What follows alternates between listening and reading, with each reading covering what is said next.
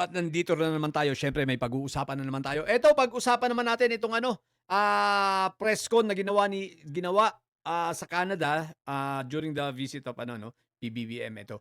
At wala nang paligoy-ligoy pa, pakinggan muna natin bago tayo magkomento. Okay, let's go. Beyond my administration, beyond my term. If you remember, I think it was in 2018, already the minority floor leader in the House, Nonoy Andaya, already says that he had uncovered 300 plus billion flood control mess. Okay. And so when we look at what happened last year or the year before, then we can see that the pattern extends beyond 2022, back beyond 2022, and back to about that time, 2017, 2018. And at the time, President Duterte acknowledged that there were great problems in terms of the flood control projects. Pero wala namang nangyari. Having acknowledged it, he did not find accountability in anybody. So that I guess that was left up to me to do. O yan mga didilis. English yun, naintindihan nyo ba? O eto pasisimplihin natin at padadaliin natin para maintindihan yung mga hinayupa kayo. O at para din sa mga ka-BBM natin. O eto mismo, sinoplak ng Pangulo si Fentaboy. Maliwanag na ang flood control na problema ay sa panahon pa ni Fentaboy nung 2017 and up to onwards, no? At katunayan, ang late Congressman Andaya ay nagbulgar na nito, 'di ba? At ito ay kumalat na rin naman sa social media nitong mga nagdaang araw, no? Ibinulgar na nga itong mga anomalyang nasa 300 million billion, no? Ang importante, ang punto rito, may ibinulgar si Andaya, pero sinasabi nga ni PBBM, may ginawa bang aksyon si Fentaboy? Natural, wala. Tapos yung mayabang niyang alipores na si Greco Bellica, kung makapagsalita, napakayabang. Kala mo, ang dami-daming ginawa ni Fentaboy. Teka, ano bang ginawa ni Fentaboy? May nagawa ba siya? Yung nanunungkulang ka nga, Greco, wala kang naipakulong Ang naipakulong mo, liaison officer, what the heck?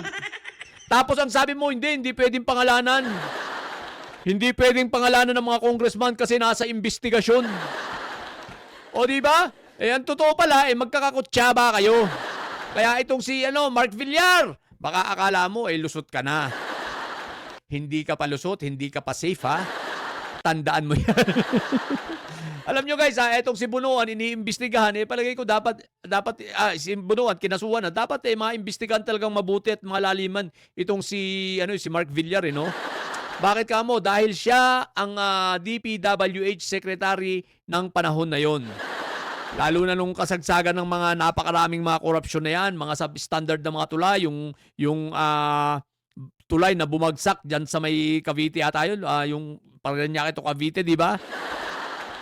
So napakarami mga substandard na ginawa at mga anomalya. Mismo na nga si Fentaboy na nga ang umamin Actually, umamin na nga si Fentaboy at ito ay sinabi niya during press con yata niya o dun sa meeting niyang meeting ng mga addict, meeting ng mga addictos tuwing madaling araw. Yung mga gabinete niya ng mga palumpalo. Isipin mo nagmi-meeting madaling araw. O di ba saan ka nakakita? Only in the Philippines na may presidenteng bangag. No? Yan ang tunay na bangag si Fentaboy. Saka ba naman nakakita ng presidente magmi-meeting madaling araw? Di ba palumpalo? Ano yan? Sirena? Ay, Magdalena pala. Gising sa umaga at gising sa gabi, tulog sa umaga, gising sa gabi. Yan si Fentaboy, ganyan ang ugaling bangag, 'di ba? Magdaleno. 'Di ba? Tulog sa umaga, gising sa gabi. 'Di ba? Parang baliktad na baliktad. O ayan sinoplak ni PBBM, totoo naman. O PBBM, kudos sa iyo At least direkta mong tinira si Fentaboy. Tinira mo ng tuluyan, totoo naman Wala naman talagang ginawa si Fentaboy Sino ba? May naipakulong ba siyang DPWH man lang? Kahit nga yung mga DPWH na mga trabahante, wala o mga engineers At least dito sa panahon ni PBBM, kita mo naman kulong yung mga engineers. Ang dami na kayang nakakulong. Ang daming nakulong na mga district engineers O, di ba? Ilan yun? Di ba? Ang dami na. Pero sa panahon ni Fentaboy, wala. Tapos puro yabang lang si Belican na kunwari, ang dami-dami. Asan yung marami? Di ba? Good job, PBBM. Okay, good job talaga. Tinira na si Fentaboy, oh. O, eto, pakinggan pa natin. Itong susunod naman, ha? Ito. beyond my administration, going already back beyond my administration, beyond my term. If you remember, Hindi ito. Teka, inulit lang pala natin. nag-uusapan na ganito. I'm the one who exposed all of this. And I'm the one I'm the only one that has started to do anything about this. Bakit? Ang mga nakaramba na Pangulo, may nakita ba kayong ginawang ganon? Wala. Meron ba silang kinulong? Meron ba Wala. silang finish na account? Wala. Meron ba silang mga investigasyon na ginawa? Wala. Wala, correct. Sa akin lang. To, tama. Tapos sasabihin, ako daw ang may kagagawan. Pagpasensya, wag mo pala pagpasensya, PBBM, sira ulo talaga. Sira ulo talaga yung mga yan. At tapos ngayon, ang lakas makahirit, no? Kala mo naman, bakit? Yung panahon ba ni Fentaboy, tulad nga ng sinabi ko, wala namang mga ginawa yung mga yan. Talagang si PBBM lang ang presidenteng naglakas ng loob at may balls. May balls na tirahin ang mga yan. Sagasaan yung mga yan. Di ba? Mga hinayu pa kayo. Kung talagang racket ko yun, ba't ko sisirain yung racket ko? Yun ang logic. Kung racket ni Bibi, tama. Kung racket niya yun, ba't niya sisirain? Kung doon siya kumikita. Pangalawa, bakit niya sisirain? Ba't niya ibubuko? Kung racket pala niya, sa kanya ang punta. Siyang nangunguna. Kaya nga, napakabobo lang ng mga logic ninyo mga didilis kayo sa bagay. Ano ba nga aasahan namin? Diba? Simpleng logic. Bakit mo susunugin ang sarili mo? Ano ka, si Marco Tae? Si Marco Tae lang ang gumagawa nun kasi special child yun. Si Marco Tae lang ang may kakayanang gumawa ng mga ginawa niya. Diba? Na susunugin ang sarili tapos magpapa-victim. Ano yun? Special skills ni Marco Tae. Tuloy tayo. Di ba? That makes absolutely no sense. Correct. So, Kasi selective justice. I'm sorry? Selective justice. What about selective justice? Pinipili lang daw yung mga kinakasuhan, yung mga iniimbestigahan. Wala yan. Narratives ng mga... No, from the time that we formed the independent commission, sinabi ko, we'll just follow the evidence. Correct. And we'll continue to do that. Thank you, Mr. President. The next question. Do I? Do you think po dapat mag-attend po yung accused sa impeachment trial po? As a former po, Senator Chen. Teka lang, natawa. Oh guys, hindi ko pa ito kompletong napanood. Natawa naman ako sa tanong. Alam ko na yung tanong nito, di ba? Tinatanong si Inday Sayad kung dapat daw bang umattend. Sige. Well, my only experience with an impeachment trial was when I was senator with Corona, the Corona impeachment trial. And it's really up to the accused whether or not they feel they need to appear.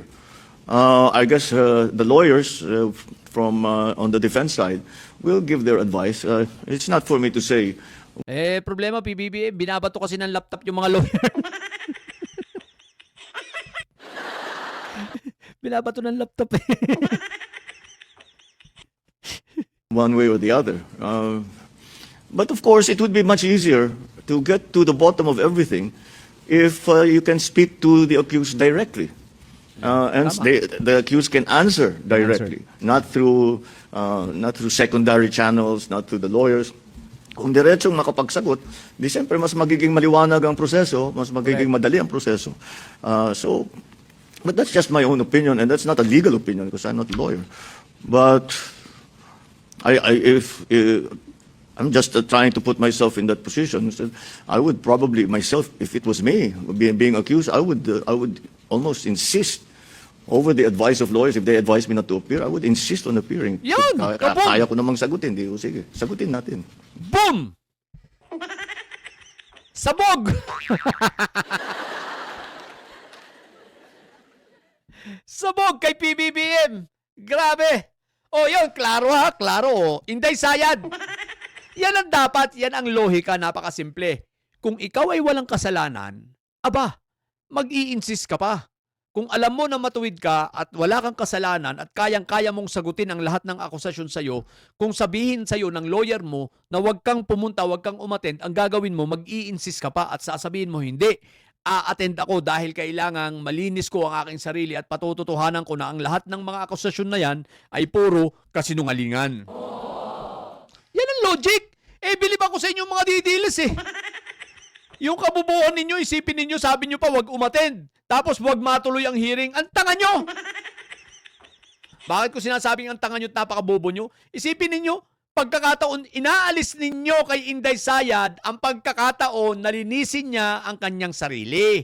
Dahil kung malinis siya at wala siyang kasalanan, ang dapat sinasabi mo ninyo, mga didilis na bobo, mga amoy luga, Inday Sayad, baka naman dapat mong harapin yan para sa ganun ay linisin ang iyong sarili dahil kami ay naniniwala na wala kang kasalanan. Kaso ang ginagawa ninyo nagmamatigas pa kayo At talagang pinagpipilitan ninyo na tama na wag sagutin ni Inday Sayad. Diba? Na tama na wag pumunta si Inday Sayad sa impeachment. Na tama at wag nang matuloy ang impeachment na yan para wag na siyang sumagot. Diba napakabobo nyo lang? Ang isang matinong tao at walang kasalanan, ang gagawin niyan, aharapin niya at sasabihin niya, tulad ng sinabi ni PBBM, di ba? Matalino talaga. Yung presidente namin, wise talaga, talino talaga no? Di ba? Sasabihin niya, kung matalino talaga si Inday Sayad, hindi. Haharap ako kasi wala akong kasalanan. Huwag ninyo akong pigilan, kung hindi, isasampal ko sa inyo itong laptop na ito. Ganon! Di ba? Dapat ganun ang sasabihin ni Inday Sayad sa mga abogado niya. Sasabihin niya, pag pinigil siya, BP Inday, huwag ka nang pumunta ro, kami na bahala. Sasabihin dapat Inday Sayad, hindi, pupunta ako. Wala akong kasalanan, subukan niyo ba akong pigilan? Hindi lang itong laptop ang isasampal ko sa inyo. Di ba? Pag hindi, EJK abutin niyo. Di ba? Di ba dapat ganon? Ang tanga niyo lang kasi mga didilis kayo Isipin ninyo ayaw ninyo bigyan si Inday Sayad, pinagdadamutan nyo yung inyong poon na si Inday Sayad ng pagkakataon na linisin ang kanyang sarili. Bakit? Guilty. Ang dahilan ba kaya pinipigilan nyo at ayaw nyong harapin ni Inday Sayad kasi alam nyong guilty? O alam nyong hindi kayang sagutin? O alam ninyong dahil bobo baka pumutok ang utak? Alin doon? Alin doon ang tunay na dahilan, ha? Sabihin nyo nga. O baka naman all of the above. All of the above ang putik na yan. O sige na. So yun lang. Matalino talaga si PBB. Galing ng presidente namin. Sabi ko sa inyo, wala kayo sinabi. Sobrang bright ng president namin. Ay nako, sa mga bobong titilis dyan, mga amoy luga at mga nag-iiyakan. Mga bobo at may sayad, manatili kayo mga bobo at may sayad sapagkat ang may sayad ay laging high blood. Bye!